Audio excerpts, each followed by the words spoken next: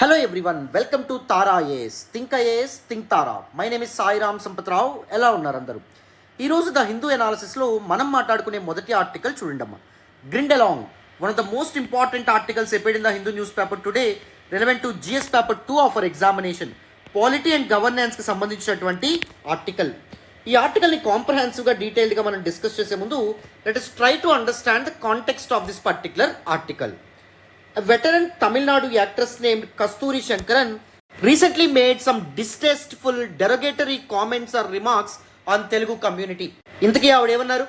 తమిళనాడులో సెటిల్ అయినటువంటి తెలుగు పీపుల్ ఎవరైతే ఉన్నారో వాళ్ళు ఒకప్పుడు తమిళనాడు ప్రాంతాన్ని పరిపాలించినటువంటి రాజులు ఎవరైతే ఉన్నారో వాళ్ళ వద్ద వేశ్యలుగా పనిచేయడానికని చెప్పి తమిళనాడుకు వచ్చి తమిళనాడులో సెటిల్ అయ్యారు అనే అమానవీయమైనటువంటి హీనమైనటువంటి కామెంట్స్తో ఆవిడ ముందుకు రావడం అనేది జరిగింది. And the Telugu community who settled in Tamil Nadu came up with their backlash. ఆవిడ యొక్క కామెంట్స్ ఏవైతే ఉంటాయో, వ్యాఖ్యలు ఏవైతే ఉంటాయో వాటిని తీవ్రంగా విమర్శించడం అనేటువంటిది జరిగింది తమిళనాడులో సెటిల్ అయినటువంటి తెలుగు పీపుల్. ఈవెన్ సోషల్ మీడియాలో కూడా పెద్ద ఎత్తున చర్చ మొదలవడంతో తను చేసినటువంటి వ్యాఖ్యలకు గాను తనకు అరెస్టు తప్పదేమో అని భావించి ఆవిడ ఏం చేశారు, మద్రాస్ హైకోర్టులో యాంటిసిపేటరీ బెయిల్ కోరడం అనేటువంటిది జరిగింది. అంటే నేను అరెస్ట్ని యాంటిసిపేట్ చేస్తున్నాను, అరెస్ట్ అవుతానేమో అని గమనిస్తున్నాను, సో ముందుగానే నాకు యాంటిసిపేటరీ బెయిల్ ఇవ్వండి అని చెప్పి అప్లై చేసుకోవడం అనేది జరిగింది. బట్ సబ్సిక్వెంట్లీ మద్రాస్ హైకోర్టు యొక్క మదురై బెంచ్ ఏదైతే ఉందో ఈ యాంటిసిపేటరీ బెయిల్ రిక్వెస్ట్ ఏదైతే ఉందో దాన్ని కొట్టివేయడం అనేది జరిగింది. తద్వారా ఆవిడ్ని అరెస్ట్ చేయడానికని ఒక స్పెషల్ టీం ఏదైతే ఉందో దాన్ని ఏర్పాటు చేశారు. ఆ స్పెషల్ టీం రీసెంట్గా నవంబర్ 17వ తారీఖున హైదరాబాద్లో యాక్ట్రెస్ కస్తూరి శంకరన్ని అరెస్ట్ చేశారు. ఇక్కడ మన chief editor of the Hindu ఏమంటున్నారు అంటే, అఫ్ కోర్స్ ఆవిడ చేసినటువంటి వ్యాఖ్యలు విద్వేషపూరితమైనటువంటి హేట్ స్పీచ్ కిందకు వచ్చినప్పటికీ, సమ్ సెక్షన్స్ ఆఫ్ ద సొసైటీని ప్రొవోక్ చేసే విధంగా, రెచ్చగొట్టే విధంగా ఉన్నప్పటికీ మద్రాస్ హైకోర్టు ఆవిడకి బెయిల్ ఇచ్చి ఉండాల్సింది అని చెప్పి మన ఎడిటర్ అభిప్రాయపడుతున్నారు. Why, what exactly was the rationality used by the chief editor of the Hindu in upholding the anticipatory bail petition by actress Kasturi Shankaran? అంటే రీసెంట్గా సుప్రీంకోర్టు ఇచ్చినటువంటి ఒక ఇంపార్టెంట్ వెర్డిక్ట్ అమ్మ. సుప్రీంకోర్టు రీసెంట్గా ఏం చెప్పిందంటే, bail is the rule and jail is an exception even in money laundering cases.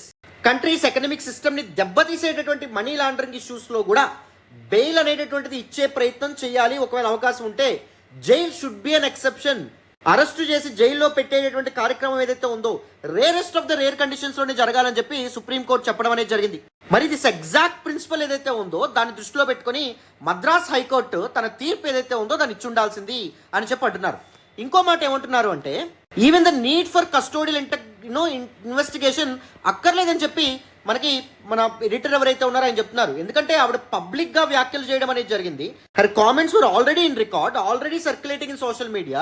There is no way that she can tamper or damage the evidence. అవునా కదా? కస్టోడియల్ ఇన్వెస్టిగేషన్ లేనప్పుడు మరి bail ఇవ్వచ్చు ఉండాల్సింది కదా అని చెప్పి కూడా చెప్తున్నారు. And the next important thing, Telugu community మీద ఈవిడ చేసినటువంటి వ్యాఖ్యల వల్ల severe law and order problems ఏం రాలేదే, రైట్? ఓన్లీ సోషల్ మీడియాలోనూ లేకపోతే తెలుగు కమ్యూనిటీ ఎవరైతే ఉన్నారో వాళ్ళు అధికారికంగా ఈవిడ యొక్క వ్యాఖ్యలను విమర్శించారు తప్ప ఎటువంటి లా అండ్ ఆర్డర్ ఇష్యూస్ వచ్చుంటే that will be a different case all together. మరి మనీ లాండరింగ్ కేసెస్లో కూడా బెయిల్ అనేటటువంటిది ఒక రూల్ అండ్ అరెస్ట్ అనేటటువంటిది, జైలు అనేటటువంటిది ఎక్సెప్షన్ అని చెప్పి సుప్రీంకోర్టు చెప్పినప్పుడు ఇలాంటి వ్యాఖ్యలు ఏవైతే ఇలాంటి విషయాల్లో మద్రాస్ హైకోర్టు ఇంకాస్త లిబరల్గా వ్యవహరించాల్సింది అని చెప్పి మనకి the chief editor of the Hindu ఎవరైతే ఉన్నారో ఆయన చెప్తున్నారు. But however one must acknowledge that all the public personalities and all the public speakers has to internalize the importance of exercise of restraint in thought and words. These public personalities ఎవరైతే ఉన్నారో they have the responsibility to ensure that their words do not instigate any social group. ఒక particular social సెక్షన్ని ప్రొవోకేట్ చేసే విధంగా, రెచ్చగొట్టే విధంగా, demean చేసే విధంగా, marginalise చేసే విధంగా వాళ్ళ వ్యాఖ్యలు ఉండకూడదు అని చెప్పి the celebrities or public personalities గుర్తుపెట్టుకోవాలని చెప్పి మరొకసారి మన chief editor of the Hindu చెప్తా ఉన్నారమ్మా. Everyone must understand that though we do have the freedom of expression as a fundamental freedom and even it is guaranteed by the constitution to uphold democratic and vibrant society, but its existence it bound by reasonable restrictions. Freedom of speech and expression ఏదైతే ఉందో అది అబ్సల్యూటా కాదు. Even the constitution itself enshrines some important reasonable restrictions in exercising this particular right, isn't it? So with this మనం ఏం చేద్దాము అంటే the difference between freedom of speech and expression and hate speech డీటెయిల్గా కాంప్రహెన్సివ్గా మాట్లాడే ప్రయత్నం చేద్దాం. వెరీ వెరీ వెరీ ఇంపార్టెంట్ ఇది exam perspective, especially mains perspective. జాగ్రత్తగా అటెన్షన్ పే చేసి వినండి. నేను బియాండ్ ద ఆర్టికల్ ఇన్ఫర్మేషన్ అనాలిసిస్ని కూడా ఇంక్లూడ్ చేస్తాను. జాగ్రత్తగా అటెన్షన్ పే చేసి వినాలి. మరి ఈ ఆర్టికల్ని కాంప్రహెన్సివ్గా అర్థం చేసుకునే ముందు let me ask you one thing. Why can't hit that big fat like button to acknowledge all of our efforts? మేము పెడుతున్నటువంటి ఎఫర్ట్స్ మీకు నచ్చుతున్నట్టయితే please do hit that big fat like button. Explanation ఎలా ఉందో కామెంట్ చేయండి. మీ friends and fellow ఆస్పిరెంట్స్కి కూడా మన వీడియోస్ని షేర్ చేసే ప్రయత్నం చేయండి. ఛానల్ని ఇంకా సబ్స్క్రైబ్ చేసుకోలేదా? సబ్స్క్రైబ్ చేసుకోండి. తెలుగు రాష్ట్రాల నుంచి UPSC civil service examination prepare అవుతున్న స్టూడెంట్స్ అందరి కోసం మనం చాలా చాలా చాలా మంచి ఇనిషియేటివ్స్తో ముందుకు రాబోతున్నాం. Without any further delay, let's delve deep into this particular article. Let's try to establish the clear distinction between freedom of speech and expression and hate speech. Vinalamma. First, let us try to answer a fundamental question. What do you mean by hate speech? Hate speech is a type of communication that can be a written communication, spoken communication, or symbolic communication that deliberately, what exactly objective of this written or spoken or symbolic communication? To deliberately incite hatred, ద్వేషం ఏదైతే ఉందో దాన్ని రెచ్చగొట్టడం, discrimination ఒక section of people మీద వివక్ష చూపించడం, or violence against individuals ఒక సెక్షన్ ఆఫ్ పీపుల్ ఎవరైతే ఉన్నారో వాళ్ళకి వ్యతిరేకంగా హింస ఏదైతే ఉంటుందో చెలరేగలాగా చేయడం, based on characteristics such as race, వాళ్ళ జాతిని తీసుకొచ్చి పలానా వాళ్ళు ఇలాంటి వాళ్ళు అనేటటువంటి ఒక హేట్రేడ్తో కూడినటువంటి, ఒక ప్రిజుడీస్తో కూడినటువంటి, ఒక ప్రీ నోషన్తో కూడినటువంటి వివక్షాపూరితమైనటువంటి వ్యాఖ్యలనే హేట్ స్పీచ్గా చెప్పడం అనేది జరుగుతుంది. వాళ్ళ మతాన్ని బేస్ చేసుకొని కానీ, వాళ్ళ ఎథ్నిసిటీని బేస్ చేసుకొని కానీ, వాళ్ళ జెండర్ని బేస్ చేసుకొని కానీ, సెక్షువల్ ఓరియంటేషన్ని బేస్ చేసుకొని కానీ, డిజేబిలిటీ ఆర్ నేషనాలిటీని బేస్ చేసుకొని, వాళ్ళ రీజియన్ ప్రాంతాన్ని బేస్ చేసుకొని కానీ, సెక్షన్ ఆఫ్ పీపుల్ మీద ద్వేషం చెలరేగలాగా చేసేటటువంటి వ్యాఖ్యలు, వివక్ష చెలరేగాలా చేసినటువంటి వ్యాఖ్యలు, హింస చెలరేగాలా చేసేటటువంటి కమ్యూనికేషన్ని, టైప్ ఆఫ్ కమ్యూనికేషన్ని హేట్ స్పీచ్గా చెప్పడం అనేటువంటి జరుగుతుంది. So if you look at the characteristics of hate speech, their intention is to demean or humiliate people, marginalize or look down upon some people, or provoke hostility towards a targeted group. A section of people ఎవరైతే ఉన్నారో వాళ్ళకి వ్యతిరేకంగా ద్వేషం చెలరేగాలా చేయడం, దాన్ని hate స్పీచ్గా చెప్పడం అనేటువంటి జరుగుతుంది. అయితే హేట్ స్పీచ్ అనే పదాన్ని ఎక్కడైనా నిర్వచించారా? ఇండియన్ కాన్స్టిట్యూషన్లో కానీ, ఇండియాస్ డిఫరెంట్ లాస్లో కానీ నిర్వచించడం అనేది జరిగిందా? నాట్ ఎక్స్ప్లిసిట్లీ డిఫైన్డ్, ఎక్కడ బహిర్గతంగా నిర్వచించలేదు. But it can be interpreted or address through various legal provisions. ఇండియాలో ఉన్నటువంటి వేరు వేరు చట్టాలు ఏవైతే ఉంటాయో, లేకపోతే వేరు వేరు జ్యుడిషియల్ ప్రొనౌన్స్మెంట్స్ ఏవైతే ఉన్నాయో, those were targeted aimed at preventing harm to social harmony and public order. Public ఆర్డర్ని, సోషల్ హార్మోనీని కాపాడేందుకు తీసుకొచ్చినటువంటి చట్టాల్లో ఈ పర్టికులర్ హేట్ స్పీచ్ అనేటటువంటి కాన్సెప్ట్ అడ్రస్ చేయబడ్డం అనేటువంటి జరిగింది. If you look at the constitutional provisions closely related to hate speech, మనం article 19 clause 1 sub clause A మాట్లాడతాం. It guarantees freedom of speech and expression. ఈ freedom of speech and expression అబ్సల్యూటా sir అంటే కాదు, reasonable restrictions అనేటువంటి ఉన్నాయని చెప్పి మనం చెప్పుకున్నాం. వాక్ స్వాతంత్రము మరియు భావ వ్యక్తీకరణ స్వేచ్ఛ ఇండియన్ సిటిజన్స్కి, భారత పౌరులకి భారత రాజ్యాంగమే ఇచ్చినప్పటికీ ఎలా పడితే అలా హక్కును వాడచ్చా? వాడకూడదు. పబ్లిక్ ఆర్డర్ని డిస్టర్బ్ చేసేటటువంటి వ్యాఖ్యలు అనేటువంటి చేయకూడదు. ఇండియా ఇంటిగ్రిటీ ఏదైతే ఉందో దాన్ని భంగం కలిగించేటటువంటి వ్యాఖ్యలు చేయకూడదు. India's relations with foreign nations, బయట దేశాలతో, ఇతర దేశాలతో భారతదేశ సంబంధాలు ఏవైతే ఉంటాయో వాటికి భంగం కలిగించేటటువంటి వ్యాఖ్యలు చేయకూడదు. పీపుల్ యొక్క డీసెన్సీ అండ్ మొరాలిటీ ఏదైతే ఉందో దాన్ని భంగం కలిగించేటటువంటి వ్యాఖ్యలు కూడా చేయకూడదు. ఈ రీజనబుల్ రెస్ట్రిక్షన్స్ ఏవైతే ఉంటాయి ఇవన్నీ ఎక్కడ పొందుపరచబడినాయి? ఆర్టికల్ 19 క్లాజ్ 2 ఏవైతే ఉందో ఇక్కడ పొందుపరచడం అనేటటువంటిది జరిగింది. So one must understand the thin line between freedom of speech and expression and hate speech. మధ్యలో ఉన్న ఆ సన్నని లేయర్ ఎవరికైతే అర్థమవుతుందో, ఆ సన్నని పొర ఎప్పుడైతే అర్థమవుతుందో ఏది మాట్లాడచ్చు, ఏది మాట్లాడకూడదు అనేటటువంటి విషయం అందరికీ అర్థమవుతుంది. అవునా? నెక్స్ట్ చూడండి. ఐపీసీ 1860 అండ్ దాంతోపాటు భారతీయ న్యాయ సంహిత రీసెంట్గా తీసుకురావడం అనేటటువంటిది జరిగింది. భారత parliament in accordance with this practices of decolonisation, వీటిలో హేట్ స్పీచ్ ఏదైతే ఉందో అది పనిషబుల్గా మనం చెప్పొచ్చు. ఫర్ ఎగ్జాంపుల్ ఐపీసీ 1860లోని సెక్షన్ 153 ఏదైతే ఉందో అదేం చెప్తుంది? Speech are communication that promotes enmity between different groups on grounds of religion, race, place of birth, residence, language, etc. and doing acts prejudicial to maintenance of harmony. Social హార్మోనీని, public ఆర్డర్ని దెబ్బతీసేటటువంటి religion, race, place of birth, residence, లాంగ్వేజ్ని base చేసుకుని చేసేటటువంటి ద్వేషపూరిత వ్యాఖ్యలు ఏవైతే ఉంటాయో punish చేయబడతాయి. వెరస్ భారతీయ న్యాయ సంహిత కూడా సెక్షన్ 196 ఏం చెప్పడం అనేది జరుగుతుంది, which promote enmity between different groups on grounds of religion, race, place of birth, residence, language and etcetera and doing acts prejudicial to maintenance of harmony, ఇవన్నీ కూడా పనిషబుల్గా చెప్పడం అనేది జరుగుతుంది. ఇక్కడ ఎలక్ట్రానిక్ కమ్యూనికేషన్ కూడా ఇంక్లూడ్ చేశారన్నమాట. ఈవెన్ సోషల్ మీడియా పోస్టుల ద్వారా కానీ ఆర్ ఎనీ అదర్ ఎలక్ట్రానిక్ మీడియాను ఉపయోగించి ఇలాంటి వ్యాఖ్యలకి పాల్పడితే అవి కూడా పనిషబుల్గా రీసెంట్గా మార్చడం అనేటటువంటి చేంజెస్ చేయడం అనేది జరిగింది. అండ్ చూడండి, imputations, assertions prejudicial to national integration, same అదే మనకి భారతీయ న్యాయ సంహితలో కూడా యాడ్ చేయడం అనేటటువంటి జరిగింది.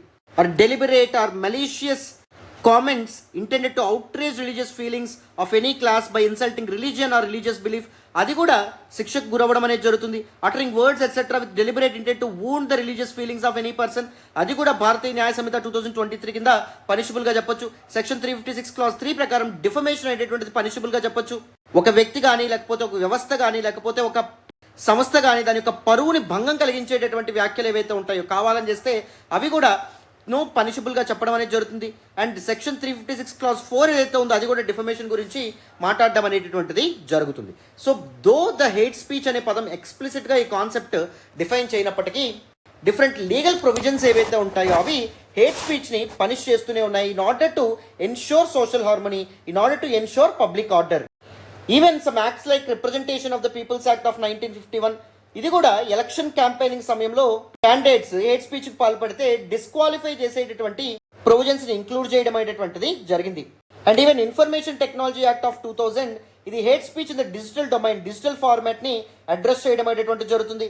It actually empowers the government to block online content that threatens sovereignty, security and public ఆర్డర్గా మనం చెప్పొచ్చు.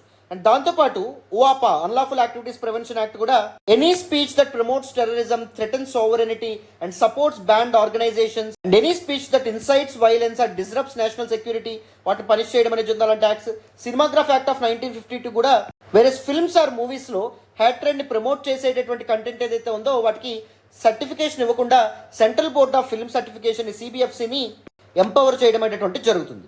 So now that you understood different legal provisions with respect to relevant to hate speech, let's try to understand the clear distinction between hate speech and freedom of speech in India. భారతదేశంలో freedom of speech అనేటటువంటిది fundamental right.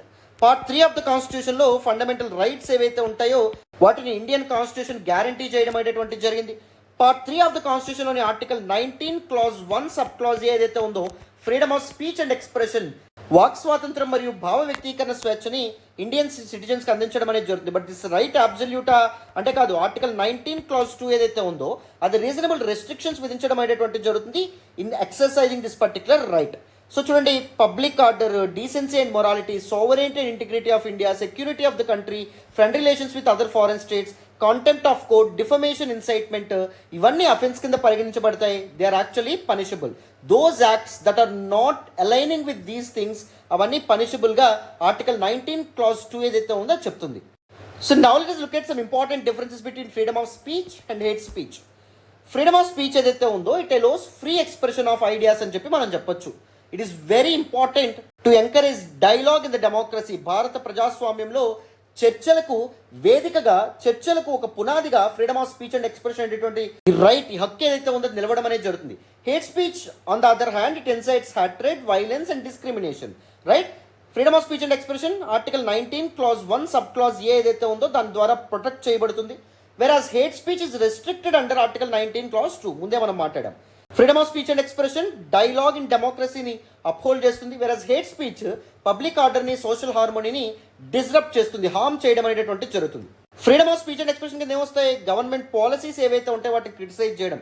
పలానా government elections ముందు పలానా స్కీమ్స్తో ఇస్తానని చెప్పి promise చేసి తర్వాత schemes ఇవ్వట్లేదు అనుకోండి. సో గవర్నమెంట్ ఎలా చేస్తుంది? లేకపోతే గవర్నమెంట్ ఎంప్లాయ్మెంట్ జనరేషన్ సంబంధించిన పాలసీస్ తీసుకురావట్లేదు, గవర్నమెంట్ క్యాస్ట్ ఆర్ రిలీజియన్ పాలిటిక్స్కి పాల్పడుతుంది. ఇదంతా okay, that is fine, that is part of freedom of speech and expression. But hate speech కింద ఏమొస్తుంది? Promoting enmity between religious groups, 2 different sections of groups on the base of religion కానీ, ethnicity కానీ, race కానీ, gender కానీ, region కానీ. నువ్వు ఎనిమిటీని promote చేస్తున్నావు అనుకోండి, ద్వేషాన్ని ప్రమోట్ చేస్తున్నావు అనుకోండి, అది హేట్ స్పీచ్ కింద రావడం అనేది జరుగుతుంది. So the freedom of speech and expression generally protected by judiciary, one of the organs of the state. And hate speech ఏదైతే ఉంది it is penalised under Indian penal code, IT act etcetera, right. మనం ముందు కూడా ఈ legal provisions ఏవైతే ఉంటాయో వాటిని మనం మాట్లాడాం. So now let us look at various judgments on hate speech in India. Supreme court కూడా హేట్ స్పీచ్ విషయంలో చాలాసార్లు ఇంటర్వ్యూన్ అవ్వడం అనేది జరిగింది. హేట్ స్పీచ్ని కర్బ్ చేయడానికి, సోషల్ హార్మోనీని ప్రిజర్వ్ చేయడానికి సుప్రీం కోర్టు ఇంపార్టెంట్ జడ్జిమెంట్స్తో కూడా ముందుకు రావడం అనేది జరిగింది. First important judgment Ramjilal Modi versus state of UP 1957 కేసులో section 295A of Indian penal code ఏదైతే ఉందో దాన్ని అప్హోల్డ్ చేయడం అనేటువంటి జరిగింది. పబ్లిక్ ఆర్డర్ని, సోషల్ హార్మోనీని ఇన్ష్యూర్ చేయడానికి reasonable restrictions under article 19 clause 2 సబబే, కరెక్టే అని చెప్పడం అనేది జరిగింది. Next one Abhiram Singh versus CD Commachen case of 2017. దీనిలో సుప్రీంకోర్టు ఇంపార్టెంట్ జడ్జిమెంట్ ఇస్తూ appeals to religion, caste or language during elections violate electoral laws. భారత ఎన్నిక విధానం ఏదైతే ఉందో దాన్ని కంప్లీట్గా అండర్మైన్ చేస్తుంది. It also undermine secular fabric of India. మతం పేరు చెప్పి ఓట్లు అడగడం, మతం పేరు చెప్పి ఎన్నికల్లో పోటీ చేయాలనుకోవడం అనేటువంటిది భారత లౌకికవాదం ఏదైతే ఉందో దాన్ని అండర్మైన్ చేస్తుందని చెప్పడం అనేది జరిగింది supreme court. And next one Pravasi Bhalai Sangathan versus union of India 2014 కేసులో సుప్రీంకోర్టు ఏం చెప్పిందంటే there should be a clear balance between free speech and hate speech. Free speech is very very important.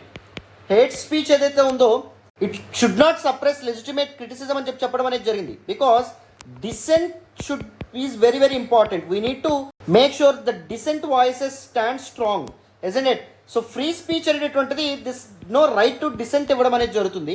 But hate speech ఏదైతే ఉందో ఒక వర్గానికి వ్యతిరేకంగా, ఒక వర్గాన్ని రెచ్చగొట్టే, ప్రొవోకేట్ చేసే, ఇన్స్టిగేట్ చేసే ధోరణి కలిగి ఉండడం అనేటువంటి జరుగుతుంది. సో అందుకే ఈ కేసులో సుప్రీంకోర్టు ఏం చెప్పిందంటే, అసలు ఇంతకీ కేసు ఎందుకు మొదలైందంటే హేట్ స్పీచ్ ఏదైతే ఉందో పబ్లిక్ లైఫ్ అండ్ మీడియాలో హేట్ స్పీచ్ని రెగ్యులేట్ చేయడానికి స్ట్రిక్ట్ రూల్స్ అనేటటువంటి రావాలి అని చెప్తే సుప్రీంకోర్టు ఏం చెప్పింది, ఆ గైడ్ లైన్స్ ఇష్యూ చేయమని చెప్పినటువంటి పిటిషన్ని తిరస్కరించడం అనేది జరిగింది. Rather than effective enforcement of existing laws. ఇప్పటికే ఉన్నటువంటి చట్టాలు ఏవైతే ఎఫెక్టివ్గా ఇంప్లిమెంట్ అయితే హేట్ స్పీచ్ని ఈజీగా ఎదుర్కోగలమని చెప్పడం అనేది జరిగింది. హేట్ స్పీచ్ని కంట్రోల్ చేయాలనే ఉద్దేశంతో ఒకవేళ వెరీ స్ట్రిక్ట్ రూల్స్ అనేది తీసుకొచ్చారనుకోండి, లెజిటిమేట్ క్రిటిసిజం ఏదైతే ఉందో దానికి పీపుల్ దూరం అయ్యే అవకాశం ఉంటుంది, రైట్ కోల్పోయే అవకాశం ఉందని చెప్పి సుప్రీంకోర్టు చెప్పడం అనేది జరిగింది. ఆన్లైన్ హేట్ స్పీచ్ మీద Shreya single versus union of India case supreme court తన తీర్పునివ్వడం అనేది జరిగింది. ఐటీ యాక్ట్లో సెక్షన్ 66A ఏదైతే ఉందో దాన్ని సుప్రీంకోర్టు కొట్టివేయడం అనేటువంటి జరిగింది. సో ఐటీ యాక్ట్లో సెక్షన్ 66A ఏం చేస్తుంది, పెనలైజ్డ్ అఫెన్సివ్ మెసేజెస్ ఆన్లైన్లో అఫెన్సివ్ మెసేజెస్ చేసినట్టు ఎలక్ట్రానిక్ మీడియాను ఉపయోగించుకొని అఫెన్సివ్ మెసేజెస్ చేసినటువంటి వాళ్ళు ఎవరైతే ఉన్నారో వాళ్ళకి పనిష్ కాబడతారనేటువంటిది ఏదైతే ఉందో దానిలో ఆ పర్టికులర్ సెక్షన్ ఏదైతే ఉందో దాన్ని కొట్టివేసింది. సుప్రీంకోర్టు దీనిలో ఏం చెప్పిందంటే ఏవి అఫెన్సివ్ మెసేజెస్ అని చెప్పి ఎలా నిర్ణయించగలం? ఒక మెసేజ్ నీకు అఫెన్సివ్ అవ్వచ్చు, వేరే వాడికి కాకపోవచ్చు. That can be subjective in nature, right? Until or unless you can clearly define what exactly are offensive messages, ఈ సెక్షన్ అసలు అనేటటువంటి టూత్లెస్ అనే విధంగా చెప్పడం అనేటువంటి జరిగింది. And even in Facebook versus Delhi assembly peace and harmony committee 2021 case ఏదైతే ఉందో దీనిలో ఏం చెప్పింది, during the time of communal riots social media ప్లాట్ఫామ్స్లో హేట్ స్పీచ్ అనేటటువంటిది రెగ్యులేట్ కాబడాలి అని చెప్పింది అనమాట. ఈ సోషల్ మీడియా ప్లాట్ఫామ్స్ ఏవైతే ఉన్నాయి they must balance freedom of speech with responsibility and act against hate speech. Hate speech ఏదైతే ఉందో దాని మీద స్ట్రిక్ట్ యాక్షన్ తీసుకోవాలి, స్ట్రిక్ట్ రెగ్యులేషన్స్ చేయాలి, అండ్ ఫ్రీడమ్ ఆఫ్ స్పీచ్ ఏదైతే ఉందో దాన్ని అప్హోల్డ్ చేయాలని చెప్పి సుప్రీంకోర్టు చెప్పింది. So now let us look at various challenges in the legal framework. ఎందుకు హేట్ స్పీచ్ని ఎఫెక్టివ్గా హ్యాండిల్ చేయలేకపోతున్నాం, అడ్రస్ చేయబోతున్నాం, మధ్యలో ఉన్నటువంటి సవాళ్ళు ఏంటి మాట్లాడే ప్రయత్నం చేద్దాం. ఆ first lack of clear definition. What accounts to hate speech అనేటటువంటి దాన్ని సరిగ్గా డిఫైన్ చేయలేకపోవడం, అందుకే ఈ ఎన్ఫోర్స్మెంట్ అండ్ ప్రాసిక్యూషన్ కాంప్లికేట్ అవ్వడం అనేటువంటి జరుగుతుంది. Second, inadequate legal provisions. Present ఉన్నటువంటి లాస్ట్ సెక్షన్ 196 ఆఫ్ ఐపీసీ లేకపోతే 298 of Bharatiya Nyaya Sanhita they deemed inefficient to address the complexities of modern hate speech. So hate speech కొత్త రూపాల్లో రావడం అనేటువంటి జరుగుతుంది. గ్లోబలైజేషన్ అని చెప్పి, గ్రోయింగ్ మీమ్ కల్చర్, వీటన్నిటి వల్ల హేట్ స్పీచ్ కొత్త రూపాలను సంతరించుకుంటుంది. మరి వాటిని ఎఫెక్టివ్గా ఈ చట్టాలు హ్యాండిల్ చేయగలుగుతున్నాయి, అడ్రస్ చేయగలుగుతున్నాయి, చేయలేనటువంటి పరిస్థితి. Overlapping jurisdictions as well. Hate స్పీచ్ని అడ్రస్ చేయడానికంటూ ఒక చట్టం అయినా ఉందా, లేకపోతే ఒక అథారిటీ ఉందా? లేదు. Multiple laws and multiple authorities ఉండడం వల్ల కన్ఫ్యూజన్ అండ్ ఇన్కన్సిస్టెన్సీ అనేటువంటిది మొదలైందనమాట. ఎవరికి కంప్లైంట్ చేయాలో తెలియదు, ఏ అథారిటీని ఏ సమయంలో అప్రోచ్ అవ్వాలో తెలియదు, అలాంటి పరిస్థితి ఏర్పడింది. Enforcement challenges as well. Law enforcement agencies often lack the training and resources to effectively identify and act against hate speech. So ఈ పర్టికులర్ ఫేక్ అకౌంట్ల ద్వారా హేట్ స్పీచ్కి పాల్పడడం ఇలాంటివి చాలా వరకు చూస్తూ ఉన్నాం. సో వాళ్ళని ఐడెంటిఫై చేయడం, వాళ్ళ మీద కేసు ఫైల్ చేయడం, వాళ్ళ మీద స్ట్రిక్ట్ యాక్షన్ తీసుకోవడం, ఇదంతా కూడా ఒక కాంప్లెక్స్ ప్రాసెస్ కింద మారడం అనేది జరిగింది. Judicial delays as well. Legal proceedings ఏళ్ల తరబడి కంటిన్యూ అవ్వడం సాగడం వల్ల ఏం జరుగుతుంది, the spirit of hate speech laws ఏదైతుందో అండర్మైన్ అవ్వడం అనేది జరుగుతుంది. The deterrent effect. ఎందుకు ఈ చట్టాలను తీసుకొచ్చాం, ఎవరు హేట్ స్పీచ్కి పాల్పడకూడదనే ఉద్దేశంతో తీసుకొచ్చాం కదా. కానీ కేసులు ఇంత ప్రొలాంగ్ అవుతూ ఉంటే పోన్లే కేసు కోర్టుకు వెళ్తే కేసు ఎప్పటికీ తేలదు, మనకు శిక్ష పడదు అనుకున్నటువంటి వ్యక్తి ఏం చేస్తాడు, ఈ హేట్ స్పీచ్ అనేటటువంటి యాక్టివిటీస్కే పాల్పడుతూ ఉంటాడు. అది ఒక ముఖ్యమైన కారణం. Political influence as well. Political leaders ఎవరైతే ఉన్నారో వాళ్ళు కూడా హేట్ స్పీచ్కి పాల్పడడం. అండ్ దాంతోపాటు ఒక పర్టికులర్ కమ్యూనిటీకి వ్యతిరేకంగా ఎవరైనా దీంతో వచ్చారనుకోండి, ఆ పర్టికులర్ వ్యాఖ్యల్ని సపోర్ట్ చేస్తే వేరే వాళ్ళు ఎవరైతే ఉన్నారో వాళ్ళు ఇదవుతారేమో, ఆ పర్టికులర్ వ్యాఖ్యల్ని వ్యతిరేకిస్తే ఈ పీపుల్ ఎవరైతే ఉన్నారో వీళ్ళు వాళ్ళ ఓట్లు కోల్పోతారేమో అని చెప్పి పొలిటీషియన్స్ ఎవరైతే ఉన్నారో వాళ్ళు ఆలోచించి చిత్తశుద్ధి అనేటటువంటిది చూపించకపోవడం. Digital proliferation as well. The rapid spread of hate speech కారణం ఏంటి అంటే డిజిటల్ టెక్నాలజీ విపరీతంగా పెరగడం, new types and new kinds and new forms of hate speech emerge అవుతూ ఉండడం with growth in technology and lack of public awareness as well. పీపుల్కి what accounts to hate speech. ఒకవేళ ఎవరైనా విద్వేషపూరితమైన వ్యాఖ్యలు చేస్తే ఎక్కడ రిపోర్ట్ చేయాలి, ఎవరికి కంప్లైంట్ చేయాలి, హేట్ స్పీచ్ వల్ల అసలు నెగిటివ్ కాన్సిక్వెన్సెస్ ఏంటి, ఇలాంటి వాటి మీద అవగాహన లేకపోవడం కూడా ఒక ముఖ్యమైనటువంటి కారణం అమ్మ. Very very very important. So now let us look at the way forward, the path forward. So the path forward చూడండి, లీగల్ రిఫార్మ్స్ ఏవైతే ఉంటాయో తీసుకురావాలి. హేట్ స్పీచ్ అనేటటువంటి పదాన్ని క్లియర్గా డిఫైన్ చేసేటటువంటి ప్రయత్నం జరగాలి. Free speech, hate speech, blasphemy, legitimate criticism, వీటికి క్లియర్ డిస్టింక్షన్ అనేటటువంటిది ఉండాలి. అండ్ దాంతోపాటు existing laws section 196 of IPC and 298 of Bharatiya Nyaya Sanhita వాటిని స్ట్రెంథన్ చేసేటటువంటి ప్రయత్నం చేయాలి. అండ్ జ్యుడిషియల్ ప్రాసెస్ కూడా టైం బౌండ్ ఉండాలి, డిలేస్ అనేటటువంటి ఉండకూడదు. హేట్ స్పీచ్కి సంబంధించిన కేసు విషయంలో ఫాస్ట్ ట్రాక్ కోర్ట్స్ ఏవైతే ఉంటాయో వాటిని అపాయింట్ చేయాలి. స్ట్రిక్ట్ పెనాల్టీస్ అనేటటువంటి ఉండాలి. ఎవరైతే రిపీటెడ్ అఫెండర్స్ ఎవరైతే ఉంటారో, మల్టిపుల్ టైమ్స్ హేట్ స్పీచ్కి పాల్పడుతున్నారో వాళ్ళందరికీ. And accountability of digital platforms, Facebook and other social media platforms ఏవైతే ఉంటాయో అవి హేట్ఫుల్ కంటెంట్ ఏదైతే ఉందో దాన్ని కంప్లీట్గా ఎప్పటికప్పుడు రిమూవ్ చేస్తూ ఉండాలి వాళ్ళ యొక్క ప్లాట్ఫామ్స్ నుంచి. అండ్ దాంతోపాటు ఎవరైతే ఈ ప్లాట్ఫామ్స్లో ఇలాంటి వ్యాఖ్యలకి పాల్పడుతున్నారో, విద్వేషపూరితమైన వ్యాఖ్యలకి, వాళ్ళ కంటెంట్ని ఫ్లాగ్ చేసి వాళ్ళని ఆ పర్టికులర్ ప్లాట్ఫామ్ని ఉపయోగించకుండా బ్యాన్ చేయాలి. అండ్ ఎన్ఫోర్స్మెంట్ ఇన్స్టిట్యూషన్స్ ఏవైతే ఉంటాయో వాటిని స్ట్రెంథన్ చేయాలి. లా ఎన్ఫోర్స్మెంట్ ఎఫెక్టివ్గా ఇంప్లిమెంట్ అయ్యేలాగా చేయాలి. కెపాసిటీ బిల్డింగ్ ఏదైతే ఉందో, కావాల్సినటువంటి technology tools to monitor online hate speech అవన్నీ అందించాలి. డెడికేటెడ్ మెంటరింగ్ బాడీస్ ఏవైతే ఉంటాయో, national hate speech monitoring cell ఏదైతే ఉందో దాన్ని ఎస్టాబ్లిష్ చేయొచ్చు. National mission against hate speech అనేటటువంటి ఒక న్యూ ఫ్రేమ్వర్క్తో ముందుకొచ్చే ప్రయత్నం చేయొచ్చు. అలాగే state level authorities for localised monitoring, state level అథారిటీస్ని కూడా ఈ మానిటరింగ్లో కానీ లేకపోతే హేట్ స్పీచ్ ట్రాకింగ్లో కానీ వాళ్ళని ఇన్వాల్వ్ చేసేలాగా ప్రయత్నాలు జరగాలి. Social and educational measures, awareness campaigns తీసుకురావాలి హేట్ స్పీచ్ గురించి, దాని యొక్క నెగిటివ్ కాన్సిక్వెన్సెస్ గురించి, అదర్ సోషల్ కాన్సిక్వెన్సెస్ గురించి, లా అండ్ ఆర్డర్ డిస్టర్బెన్సెస్ గురించి పీపుల్కి అవేర్నెస్ అనేటటువంటిది ఉండాలి. రెస్పాన్సిబుల్ స్పీచ్ మూమెంట్స్ లాంటి ఇనిషియేటివ్స్ కూడా స్టార్ట్ చేయాలి. అండ్ దాంతోపాటు ఎడ్యుకేషన్లో సివిక్ సెన్స్ ఏదైతే ఉందో దాన్ని ఇంక్లూడ్ చేయాలి. కమ్యూనల్ హార్మోనీ ఎంత important, digital etiquette and digital platforms మీద ఏ విధంగా నడుచుకోవాలి, రెస్పాన్సిబుల్ స్పీచ్ ఏదైతే ఉందో అది ఎంత ఇంపార్టెంట్ అనే విషయాలు స్కూల్ కరికులమ్స్ నుంచే చేర్చాలి. ఒక రిలీజియన్ మీద ఇంకొకరికి, ఒక కాస్ట్ మీద ఇంకొకరికి, ఒక ఎథ్నిసిటీ మీద ఇంకొకరికి, ఒక రేస్ మీద ఇంకొకరికి విద్వేషం మొదలవకుండా inter faith and inter cultural dialogues, చర్చలు ఏవైతే ఉంటాయో అవి ఎడ్యుకేషనల్ ఇన్స్టిట్యూషన్స్లోనే జరగాలి. So that it will promote social harmony. Digital regulations and అకౌంటబిలిటీని తీసుకురావాలి.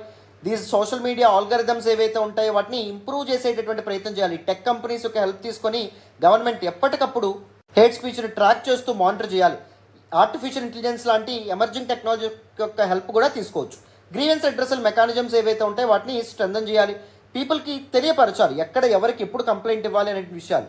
టైమ్లీ రెజల్యూషన్ అనేటటువంటిది అండ్ యాక్షన్ తీసుకున్నప్పుడు టైమ్లీ ట్రాన్స్పరెన్సీ అనేటటువంటి మెయింటైన్ చేయడం కూడా చాలా important. Even the social media influencers and public figures ఎవరైతే ఉంటారో వాళ్ళతో కొలాబరేట్ అవ్వాలి, వాళ్ళని ఉపయోగించుకొని కూడా అవేర్నెస్ తీసుకురావచ్చు. అండ్ ఒకవేళ వాళ్ళే హేట్ స్పీచ్కి పాల్పడితే వాళ్ళ మీద స్ట్రిక్ట్ యాక్షన్ తీసుకోవచ్చు. ఎందుకంటే వాళ్ళ ప్రతి యాక్షన్ పీపుల్ మీద ఇన్ఫ్లుయెన్స్ చూపిస్తుంది కాబట్టి.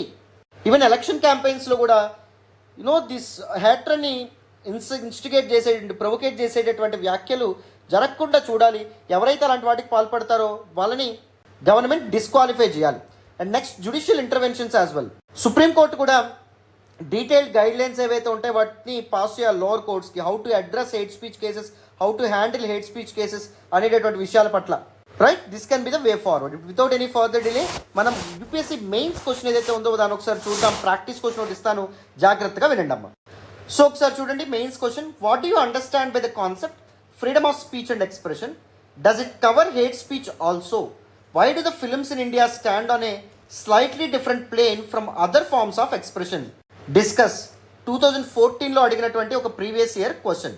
చూడండి, freedom of speech and expression and hate speech repeat అయ్యే అవకాశం ఉన్నటువంటి ఒక ఇంపార్టెంట్ థీమ్ అమ్మ. అందుకే ఇంత డీటెయిల్డ్గా కాంప్రహెన్సివ్గా ఇనఫ్ కంటెంట్ మీ చేతులు ఉండాలి కాబట్టి ఆన్సర్ రాయడానికి ఇంత పర్ఫెక్ట్గా కాంప్రహెన్సివ్గా మనం డిస్కస్ చేసాం. కంప్లీట్గా డీటెయిల్గా దిస్ పర్టికులర్ ఆర్టికల్ మీకు పూర్తి స్థాయిలో అర్థమైందని అనుకుంటున్నాను. ఇప్పుడు వితౌట్ ఎనీ ఫర్దర్ డిలే మనం నెక్స్ట్ ఆర్టికల్ డిస్కస్ చేద్దాం. జాగ్రత్తగా అటెన్షన్ పేజెస్ వినండి. ఈ రోజు ద హిందూ న్యూస్ పేపర్ అనాలిసిస్లో మనం మాట్లాడుకునే నెక్స్ట్ ఆర్టికల్ చూడండి అమ్మా. Should package food content be labelled? One of the very important articles with respect to GS paper 2 of our examination. Governance కి సంబంధించినటువంటి article, government policies and interventions కి సంబంధించినటువంటి article. One of the very important articles ఎప్పుడు in the Hindu news paper today. డీటెయిల్గా explain చేస్తాను, జాగ్రత్తగా వినండి. Recently a non profit organisation named Access to Nutrition Initiative ఒక రిపోర్ట్ని పబ్లిష్ చేయడం అనేది జరిగింది. ఈ రిపోర్ట్ ద్వారా ఈ నాన్ ప్రాఫిట్ ఆర్గనైజేషన్ కొన్ని షాకింగ్ ఫ్యాక్ట్స్ ఏవైతే ఉంటాయో దాన్ని ఎక్స్పోజ్ చేయడం అనేటువంటి జరిగింది. Various multinational food and beverage companies తయారు చేస్తున్నటువంటి 52,414 ప్రొడక్ట్స్ మీద డీటెయిల్ స్టడీస్ జరిపి రిలీజ్ చేసినటువంటి ఈ రిపోర్ట్ ఏం చెప్తుంది అంటే, మెజారిటీ ఆఫ్ దీస్ కంపెనీస్ ఏవైతే ఉన్నాయో they are actually selling products that are less healthy in low and middle income countries like India కానీ లేకపోతే అదర్ థర్డ్ వరల్డ్ కంట్రీస్ ఏవైతే ఉంటాయో అక్కడ less nutritious and less healthy ప్రొడక్ట్స్ని ఇవి అమ్ముతున్నాయి. వేరాస్ హై ఇన్కమ్ కంట్రీస్ ఏవైతే ఉంటాయో అక్కడ హెల్దీ అండ్ న్యూట్రిషియస్ ప్రొడక్ట్స్ని సెల్ చేస్తూ ఉన్నాయి. క్లియర్ డిస్టింక్షన్ అనేటటువంటిది కనిపిస్తూ ఉంది అని చెప్పిందనమాట. ఈ రిపోర్ట్ అనేటటువంటిది రిలీజ్ చేసేందుకు 30+ multinational world's largest food and beverages manufacturers ఎవరైతే ఉంటారో, including brands like Nestlé, PepsiCo, Unilever, Coca Cola and Hershey, ఇలాంటి కంపెనీస్ తయారు చేసినటువంటి ప్రొడక్ట్స్ ఏవైతే ఉంటాయో వాటి మీద స్టడీస్ జరపడం అనేటటువంటిది జరిగింది. సో ఈ రిపోర్ట్ ద్వారా ఏంటి క్లియర్గా అర్థమవుతుంది, ఇండియాలో దిస్ ప్యాకేజ్డ్ ఫుడ్ కంటెంట్ యొక్క స్టేటస్ స్థితి ఎంత ఘోరాతి ఘోరంగా ఉందో అర్థమవుతుంది. ఇది మొదటిసారా ఇలాంటి రిపోర్ట్ రావడం అంటే కాదండి. ఈ సంవత్సరం ఏప్రిల్లో స్విట్జర్లాండ్కి చెందినటువంటి ఒక NGO public I and the global coalition international baby food action network వాళ్ళు ఏం చెప్పారంటే, నెస్లీ బేబీ ఫుడ్ ప్రొడక్ట్స్ తయారు చేస్తుంది కదా, అది ఇండియాలో అమ్మేటటువంటి ప్రొడక్ట్స్ ఏవైతే ఉంటాయో and even Africa and Latin American కంట్రీస్లో అమ్మేటటువంటి ప్రొడక్ట్స్ ఏవైతే ఉంటాయో వాటిలో షుగర్ కంటెంట్ ఏదైతే ఉందో విపరీతంగా యాడ్ చేస్తూ ఉంది as compared to European or the other western world అని రిపోర్ట్ అనేటటువంటిది రిలీజ్ చేసింది. సో సెంట్రల్ గవర్నమెంట్ రియాక్ట్ అయింది. ఆఫ్ కోర్స్ నెస్లీ కంపెనీ దీన్ని కొట్టివేసినప్పటికీ central government food safety and standards authority of India ఏదైతే ఉందో అప్రోప్రియేట్ యాక్షన్ అనేటువంటి తీసుకోండి, అప్రోప్రియేట్ ఎంక్వైరీ అనేటువంటిది వేయండి అండ్ డైరెక్షన్స్ ఏవైతే ఉంటాయో పాస్ చేయడం అనేటువంటిది జరిగింది. మరి ఈ కాంటెక్స్లో మనం ఏమర్థం చేసుకుందామంటే, దిస్ ప్యాకేజ్డ్ ఫుడ్ కంటెంట్ యొక్క లేబులింగ్ విషయంలో ఎలాంటి ఛాలెంజెస్ అవకతవకలు అనేటువంటివి ఉన్నాయి. దిస్ కన్సిక్యూటివ్ రిపోర్ట్స్ నో ఎక్స్పోజ్ చేసినటువంటి ఇంపార్టెంట్ షాకింగ్ డీటెయిల్స్ ఏంటి, ఫుడ్ అండ్ బెవరేజెస్ని సరిగ్గా లేబుల్ చేయడం ఎందుకు important and what can be some important path forward, ఇలాంటి చాలా విషయాలు మనం మాట్లాడే ప్రయత్నం చేద్దాం. జాగ్రత్తగా అటెన్షన్ పేజెస్ వినండి, మీకు చాలా చక్కగా దిస్ పర్టికులర్ ఆర్టికల్ అర్థమవుతుందమ్మా. So now let's look at the significance or importance of labelling food. First one, healthy చాయిసెస్ని ప్రమోట్ చేయడం అనేది జరుగుతుంది. ఒకవేళ ఈ ప్యాకేజ్ ఫుడ్ అండ్ బెవరేజెస్ ఏవైతే ఉంటాయో వాటి మీద సరైనటువంటి లేబులింగ్ ఉందనుకోండి, పీపుల్ ఇన్ఫార్మ్ డెసిషన్స్ తీసుకోవడం కుదురుతుంది అనమాట. ఏవి హార్మ్ఫుల్ ఇంగ్రీడియంట్స్ ఉన్నాయి, for example high sugar, salt, saturated fats ఉన్నాయా లేదా అనే విషయం పర్ఫెక్ట్గా తెలిస్తే పీపుల్ ఏం చేస్తారు, ఈ హార్మ్ఫుల్ కంటెంట్ తక్కువగా ఉన్నటువంటి ప్రొడక్ట్స్ ఏవైతే ఉంటాయో వాటిని కొనుక్కుంటారు. రీసెంట్ టైమ్స్లో హెల్త్ కాన్షియస్నెస్ కూడా విపరీతంగా పెరుగుతుండడం వల్ల ఫుడ్ కంటెంట్ లేబులింగ్ ఏదైతే ఉందో దానికి కూడా ఇంపార్టెన్స్ విపరీతంగా పెరగడం అనేది జరిగింది. It will encourage healthier eating habits as well, reducing the risk of non communicable diseases like heart attack, diabetes, cancer, hyper tension, ఇలాంటి క్రోనిక్ డిసీజెస్కి ఇండియా ఒక క్యాపిటల్ లాగా, ఒక హబ్ లాగా మారుతుండింది.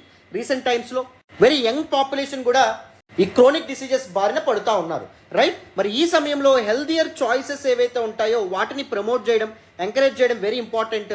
సో దానికోసం ఫుడ్ లేబులింగ్ సరిగ్గా జరగడం కూడా important. Rising NCD burden, non communicable diseases burden విపరీతంగా పెరుగుతుంది. India faces non communicable diseases ఎపిడమిక్ని ఫేస్ చేస్తున్నట్టుగా రీసెంట్గా వరల్డ్ హెల్త్ ఆర్గనైజేషన్ కూడా చెప్పడం అనేది జరిగింది. So around 24% of the women ఒబేసిటీతో బాధపడుతున్నారు, 23% ఆఫ్ మెన్ ఒబేసిటీతో బాధపడుతున్నారు అండ్ ఆల్మోస్ట్ 10% ఆఫ్ ఇండియన్స్ డయాబెటీస్తో డయాగ్నైజ్ అవ్వడం అనేది జరిగింది. డయాగ్నోసిస్ తెలియకుండా డయాబెటీస్తో బాధపడుతున్నటువంటి వాళ్ళు ఇంకెంతమంది ఉంటారో ఆలోచించండి. Considering the poor status of diagnosis and monitoring in India. So clear labelling వల్ల దీస్ రిస్క్స్ ఏవైతే ఉన్నాయో మిటిగేట్ చేయగలుగుతాం. అండ్ దాంతోపాటు గ్లోబల్ కమిట్మెంట్స్ని కూడా సపోర్ట్ చేయాలంటే ఫుడ్ కంటెంట్ ఏదైతే ఉందో, బివరేజెస్ ఏవైతే ఉంటాయో వాటికి ప్రాపర్ లేబులింగ్ అనేటువంటిది అవసరం. ఇండియా వరల్డ్ హెల్త్ అసెంబ్లీలో ఒక permanent member. So world health assembly resolutions ప్రకారం childhood obesity and harmful marketing of unhealthy foods ఏవైతే ఉంటాయో వాటిని రెడ్యూస్ చేస్తున్నందుగా రెజల్యూషన్స్లో ఈ పర్టికులర్ ప్రొవిజన్స్ ఇంక్లూడ్ చేయడం అనేది జరిగింది. ఈ గ్లోబల్ కమిట్మెంట్స్ ఏవైతే ఉంటాయో వాటిని ఫుల్ఫిల్ చేయాలన్నా ఈ ప్యాకేజ్డ్ ఫుడ్ కంటెంట్ యొక్క లేబులింగ్ సరిగ్గా ఉండాలి. అండ్ అకౌంటబిలిటీ ఏదైతే ఉందో వెరీ వెరీ వెరీ ఇంపార్టెంట్. ఈ ప్యాకేజ్డ్ ఫుడ్ కంటెంట్ మీద సరైన లేబులింగ్ ఏదైతే ఉందో దాన్ని మ్యాండేట్ చేయడం వల్ల, కంపల్సరీ చేయడం ద్వారా మ్యానుఫ్యాక్చర్స్ ఎవరైతే ఉన్నారో వాళ్ళు ప్రొడక్ట్ క్వాలిటీ అనేటువంటిది తప్పకుండా ఇంప్రూవ్ చేస్తారు. అవునా కదా, దాని మీద వర్క్ చేస్తారు, రైట్? ఎందుకంటే న్యూట్రిషనల్ ఇన్ఫర్మేషన్ ట్రాన్స్పరెంట్గా బయటపడితే పీపుల్ కొంతమంది కొంటారు, చాలా వరకు కొనరు ఒకవేళ హార్మ్ఫుల్ ప్రొడక్ట్స్ ఉంటాయి. సో అందుకే హార్మ్ఫుల్ ప్రొడక్ట్స్ లేకుండా జాగ్రత్త పడడం అనేది జరుగుతుంది manufacturers, isn't it? So now let us look at some important challenges in labeling food. First one, lack of policy progress. So చాలా డిస్కషన్స్ జరిగినప్పటికీ ఇండియాలో ఇంప్లిమెంటేషన్ హర్డల్స్ ఎప్పుడూ ఉన్నవే.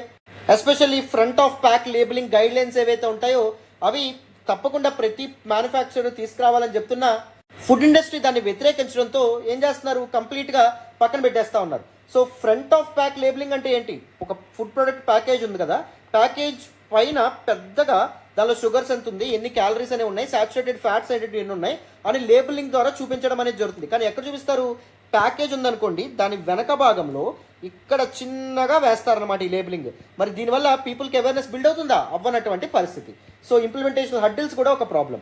Affordability versus nutrition. Healthy diets ఏవైతే ఉన్నాయో చాలా వరకు అన్అఫోర్డబుల్గా మారడం అనేది జరుగుతుంది for significant portion of population, with 50% of Indians unable to afford nutritious food. అది కూడా ఒక problem. Inadequate consumer awareness. Package food content మీద ప్రాపర్ లేబులింగ్ ఎంత ఇంపార్టెంట్ అనే విషయం మీద కన్స్యూమర్స్కి, వినియోగదారులకు అవేర్నెస్ అనేది ఉందా? లేనటువంటి పరిస్థితి. నాన్ యూనిఫామ్ స్టాండర్డ్స్ ఏవైతే ఉంటాయో అవి కూడా ఇది చేస్తూ ఉన్నారు. ఫర్ ఎగ్జాంపుల్ లేబులింగ్ మీద ఒక డేటా పెడతారు, వెరాజ్ నిజంగా ఉన్నటువంటి హార్మ్ఫుల్ కంటెంట్ ఇంకా ఎక్కువగా ఉంటుందన్నమాట. అది కూడా ఒక ప్రాబ్లం. అండ్ దాంతోపాటు ప్రపంచం మొత్తం యూనిఫామ్ స్టాండర్డ్స్ మెయింటైన్ చేయకపోవడం కూడా. కొన్ని కంట్రీస్లో సమ్ లెవెల్ ఆఫ్ షుగర్ అనేటటువంటిది ఓకే, కొన్ని లెవెల్స్లో సమ్ లెవెల్ ఆఫ్ షుగర్ అనేటటువంటిది ఓకే. సో ఈ విధంగా డిఫరెన్సెస్ ఉండడం వల్ల కూడా దీస్ మల్టీనేషనల్ కంపెనీస్ ఏవైతే ఉంటాయో అవి వ్యతిరేకిస్తున్నాయన్నమాట. ఇండస్ట్రీ రెసిస్టెన్స్ కూడా. Push back from food corporations citing potential loss of revenue delays, regulatory changes. Regulations అనేది ఎప్పటికప్పుడు చేంజ్ చేయడం వల్ల వాళ్ళ ఎంటైర్ సిస్టమ్, మ్యానుఫ్యాక్చరింగ్ సిస్టమ్నే మార్చుకోవాల్సిన పరిస్థితి ఏర్పడుతుంది. దానివల్ల రెవెన్యూ ఏదైతే ఉందో అది తగ్గుముఖం పడుతుంది. అందుకే ఫుడ్ ఇండస్ట్రీ ఏదైతే ఉందో కంప్లీట్గా ఎగ్నెస్ట్గా ఈ పాలసీస్ ఏవైతే ఉంటాయో వాటికి వ్యతిరేకంగా ఉంటా ఉన్నాయి. మరి రీసెంట్గా దిస్ పర్టికులర్ రిపోర్ట్ ఏదైతే ఉందో అది ఎక్స్పోజ్ చేసినటువంటి ఇంపార్టెంట్ షాకింగ్ ఫ్యాక్ట్స్ ఏంటి? One important fact, disparity between developed and developing nations. So ఈ పర్టికులర్ కంపెనీస్ ఏవైతే ఉంటాయో, లీడింగ్ ఫుడ్ కంపెనీస్ ఏవైతే ఉన్నాయో అవి లో అండ్ మిడిల్ ఇన్కమ్ కంట్రీస్కి లెస్ హెల్దియర్ ప్రొడక్ట్స్ అనేటువంటి ఇస్తుంటే, హై ఇన్కమ్ కంట్రీస్ ఏవైతే ఉంటాయో వాటికి హెల్దియర్ అండ్ న్యూట్రిషియస్ ప్రొడక్ట్స్ అనేటువంటివి అందిస్తున్నాయి. అది ఒక problem. Nutritious standards as well. High income కంట్రీస్లో foods are often rated higher on health scales due to strict regulations. అక్కడ రెగ్యులేషన్స్ స్ట్రిక్ట్గా ఉంటాయి. అండ్ కన్జ్యూమర్ డిమాండ్ కూడా ఉంటుంది. కన్జ్యూమర్స్ కూడా క్వాలిటీ ప్రొడక్ట్స్ కావాలని చెప్పి డిమాండ్ చేస్తారు. వెరాజ్ లో and middle income countries like India and దాంతోపాటు లాటిన్ అమెరికన్ కంట్రీస్, ఆఫ్రికన్ కంట్రీస్లో ఆ ప్రొడక్ట్స్ యొక్క సేమ్ ప్రొడక్ట్స్ యొక్క లోవర్ క్వాలిటీ వెర్షన్స్ ఏవైతే ఉంటాయో వాటిని సెల్ చేస్తూ ఉన్నారు, పుష్ చేస్తూ ఉన్నారు. అది ఒక problem. And implementation of labelling. Developed nations like Chile, Mexico ఇవేం చేసినాయి రీసెంట్ ఇయర్స్లో ఫ్రంట్ ఆఫ్ ప్యాక్ లేబులింగ్ ఏదైతే ఉందో దాన్ని మ్యాండేటరీ చేయడం అనేటువంటి జరిగింది. దానివల్ల హెల్త్ అవుట్కమ్స్ కూడా బెటర్ అవ్వడం అనేది జరిగింది. బట్ ఇండియాలో నాన్ కమ్యూనికబుల్ డిసీజెస్ కన్సర్న్ విపరీతంగా ఉన్నప్పటికీ, ఇండియా ఒక హబ్ కింద మారుతున్నప్పటికీ, ఒక ఎపిడమిక్ కింద మారుతున్నప్పటికీ ఇండియాలో non communicable diseases labelling mandatory కాకుండా వాలంటరీగా ఉండడం. సో దానివల్ల ఎన్ఫోర్స్మెంట్ చాలా చాలా పూర్గా ఉండడం అనేటువంటిది జరుగుతుందన్నమాట. సో ఇప్పటికైనా గవర్నమెంట్స్ స్ట్రిక్ట్ పాలసీ డెసిషన్స్ ఏవైతే ఉంటాయో, రెగ్యులేషన్స్ ఏవైతే ఉన్నాయో తీసుకురావడం నీడ్ ఆఫ్ ద అవర్ అని చెప్పి మనం అర్థం చేసుకోవచ్చు. What can be the way forward for effective food labelling in India? Front of pack labelling ఏదైతే ఉందో దాన్ని మ్యాండేట్ చేయాలి. దీస్ మ్యానుఫ్యాక్చరర్స్ ఎవరైతే ఉన్నారో వాళ్ళు ప్యాకేజ్ యొక్క ఫ్రంట్ పోర్షన్లోనే హార్మ్ఫుల్ న్యూట్రియంట్స్ ఎన్ని ఉన్నాయి, షుగర్, సాల్ట్, సాచురేటెడ్ ఫ్యాట్స్ ఎంత ఉన్నాయని చెప్పి ఎక్స్పోజ్ చేయాలి, బయట పెట్టాలి. సింపుల్ అండ్ విజువల్ ఇండికేటర్స్ ఏవైతే ఉంటాయో వాటిని ఉపయోగించడం ద్వారా కన్జ్యూమర్కి అర్థమయ్యే విధంగా లేబులింగ్ అనేటువంటిది ఉండాలి. పబ్లిక్ అవేర్నెస్ క్యాంపెయిన్స్ కూడా తీసుకురావాలి. ఫుడ్ లేబుల్స్ యొక్క importance, unhealthy diets and non communicable diseases మధ్య ఉన్నటువంటి లింక్ ఏదైతే ఉందో అది పీపుల్కి తెలిసేటట్టు చేయాలి. హెల్దియర్ ప్రొడక్ట్స్ని ఇన్సెంటివైజ్ చేయాలి. ఏవైతే కంపెనీస్ హెల్దియర్ ఫుడ్ ఆప్షన్స్తో ముందుకు రావస్తున్నాయో, ప్యాకేజ్ ఫుడ్ కంటెంట్తో ముందుకు వస్తూ ఉన్నాయో వాళ్ళకి ట్యాక్స్ బెనిఫిట్స్, సర్టిఫికేషన్స్ ఇవ్వడం ద్వారా ఈ హెల్దియర్ ఫుడ్ ఆప్షన్స్ ఏవైతే ఉంటాయి ఇవన్నీ చీప్ అవ్వడం అనేది జరుగుతుంది, తగ్గుముఖం పడడం అనేది జరుగుతుంది. ఈవెన్ కంపెనీస్ ఇన్వెస్ట్ చేయడానికి ముందుకు వస్తాయి. అండ్ దాంతోపాటు ద ప్రైస్ తగ్గడం వల్ల పీపుల్ కూడా ఈజీగా కొనుక్కోగలుగుతారు, ఎఫోర్డబుల్గా మారడం వల్ల healthy products. International best practices ఏవైతే ఉంటాయో వాటిని అడాప్ట్ చేసుకోవడం very very important. Chillies warning labels, United kingdoms traffic light system, వీటిని మన ఇండియాలో ఎంప్లాయ్ చేసుకోవచ్చు. ట్రాఫిక్ లైట్ సిస్టమ్ ద్వారా ఏది రెడ్ అంటే హార్మ్ఫుల్, ఏది ఆరెంజ్, ఏది గ్రీన్ అనే విధంగా ప్రాపర్ అండ్ సింబాలిక్ లేబులింగ్ అనేటటువంటిది, ఈజీగా అర్థమయ్యే లేబులింగ్ అనేటటువంటిది తీసుకురావాలి. Empowering food safety and standards authority of India. So ఈ state level bodies and food safety and standard authority of India ఏవైతే ఉన్నాయో అవి ఎఫెక్టివ్ ఎన్ఫోర్స్మెంట్ క్యారీ అవుట్ చేసే విధంగా కెపాసిటీ బిల్డింగ్ అనేది జరగాలి, మానిటరింగ్ అనేటటువంటిది ప్రాపర్గా ఉండాలి. అండ్ దాంతోపాటు లోకల్ లెవెల్ అవేర్నెస్ క్యాంపెయిన్స్ ఏవైతే ఉంటాయో వాటిని కూడా తీసుకురావాలి. So this can be the way forward అని చెప్పి మనం అర్థం చేసుకోవచ్చు. అర్థమైందా? So food labelling in India has actually been a serious concern over all these years. So India especially non communicable diseases విపరీతంగా పెరుగుతూ ఉండడంతో, ఇండియా ఒక హబ్ ఫర్ నాన్ కమ్యూనికబుల్ డిసీజెస్గా మారుతుండడంతో, సో ఈ food standards and food labelling ఏదైతే ఉందో దాని మీద ఇండియా ఫోకస్ పెట్టాల్సినటువంటి అవసరం ఎంతైనా ఉందమ్మా. Right, perfect. అందరికీ ఆర్టికల్ డీటెయిల్గా కాంప్రహెన్సివ్గా అర్థమైంది అనుకుంటున్నాను. This all about this particular article and this all about today's the Hindu analysis. మళ్ళీ రేపటి హిందూ అనాలిసిస్లో కలుద్దాం. రేపటి నుంచి నేను ఇంకొన్ని ఆర్టికల్స్ ఇంక్లూడ్ చేసే ప్రయత్నం చేస్తాను. ఎంత డీటెయిల్డ్గా వీలైతే అంత డీటెయిల్గా, ఎంత కాంప్రహెన్సివ్గా వీలైతే అంత కాంప్రహెన్సివ్గా మనం డిఫరెంట్ ఆర్టికల్స్ని అర్థం చేసుకుందాం. నేను ఎందుకు తక్కువ ఆర్టికల్స్ కవర్ చేస్తున్నానంటే, మనకి వెంకట్ సార్ కూడా రోజుకి 5 MCQs డీల్ చేస్తున్నారు. ఈ 5 MCQsలో ప్రిలిమ్స్ స్పెసిఫిక్ కంటెంట్ ఏదైతే ఉందో దాన్ని చాలా డీటెయిల్గా ఎక్స్ప్లెయిన్ చేస్తూ ఉన్నారు. రైట్, ఓన్లీ MCQ ఆన్సర్లా కాకుండా డీటెయిల్గా కాంప్రహెన్సివ్గా ఒక థీమ్ని ఎక్స్ప్లెయిన్ చేయమని చెప్పాను. ఆయన అలాగే చాలా డీటెయిల్గా చేస్తూ ఉన్నారు. So I hope you make use of all these efforts. Thank you so much for all the support and all the love so for అమ్మ. మళ్ళీ నెక్స్ట్ క్లాస్లో కలుద్దాం. బాయ్ నాన్న.